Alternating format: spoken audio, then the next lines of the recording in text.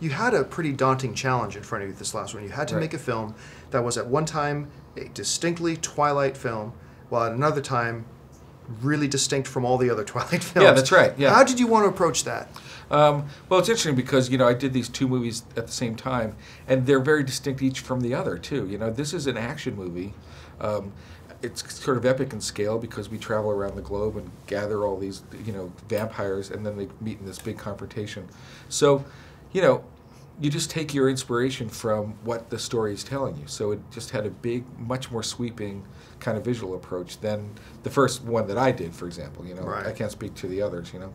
Now, you also have this monumental task of showing us the core characters, developing the second ring characters, and bringing in about 400 new characters and making us as an audience feel like we're getting to know them. And you did it. Oh. How did you do that? That was hard, I got to say. Yeah, that was a lot of working with Melissa at the script stage, but then also clearly in the editing stage, making sure, you know what, it was something the actors were aware of all the time, and they were my co-conspirators there because they knew anything that any moment they had to really pop, you know, because some of them only have 3 moments, and then you see them at the end, and you are meant to know who they are. You know,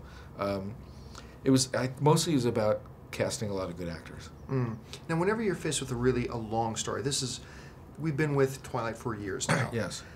To bring an emotionally satisfying ending that not only makes sense, but the audience feels good about when it all comes in. Right. By the way, very clever end credit scene. That was spectacular. Thank you. Yeah. When you were coming to the end of the film, what did you want the audience to walk away with at the end when this film was finally done?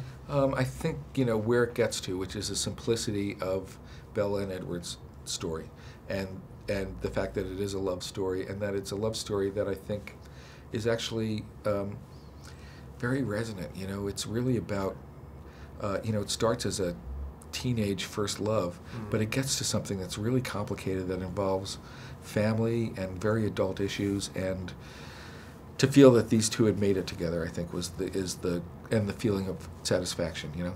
Listen, in my opinion, this is the absolute best film of the franchise. Congratulations. We can't wait to have it on AMC screens. That's great. Thank you so good. much. Thank you so much. Take care.